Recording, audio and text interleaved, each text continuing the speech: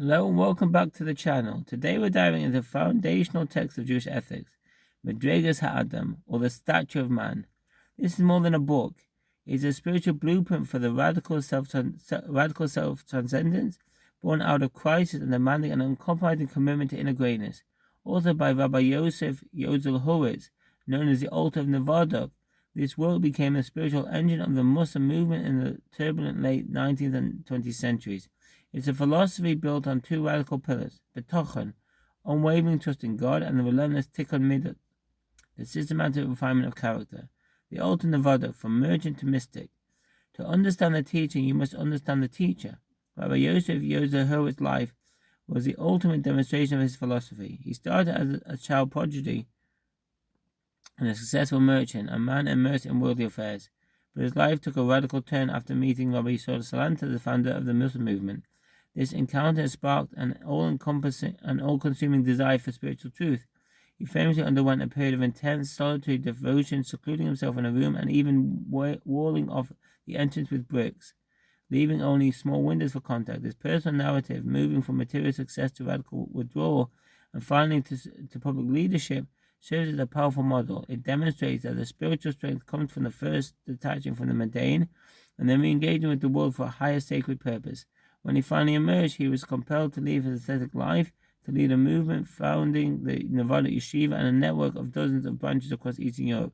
His dedication was so complete that he adopted the unique signature BB, which stood as Baal B'tochen, a master of trusting God. This was a public declaration that his entire entity was rooted in that single foundational principle. The Nevadic path, radical self-negation. The core of the Nevadic path, or derech, is built upon the philosophy of shiftless ha'adam, the lowliness of man, or the total negation of the ego. The Altar taught that genuine spiritual growth cannot take place as long as the self and its desires are the primary concern. The ego, he asserted, is the ultimate barrier to divine connection. This led to his uncompromised doctrine of extremism.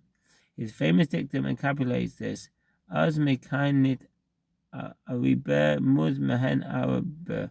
When one can't go above, one must go above. This wasn't a rational favor. It was a calculated response to the psychological reality of the self-deception. He knew people deceived themselves with half-hearted efforts. The path demanded going all out and breaking bad meters. The text and crucible of refinement, the Madrigas Ha'adam itself, is a collection of discourses rich with powerful metaphors.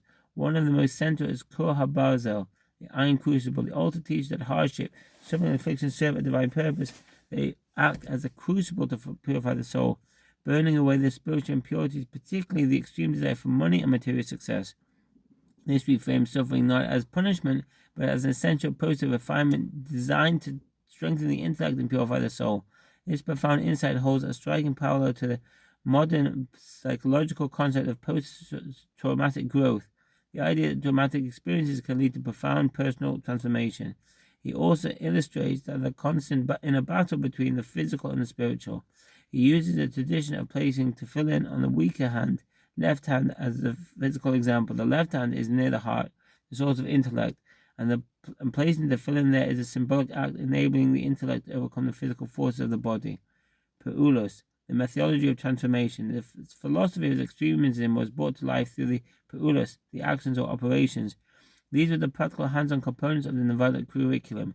They were designed to uproot a specific moral defect by compelling the student to repeatedly perform acts that embodied the opposite virtue. In the extreme, these exercises were unconventional and often shocking.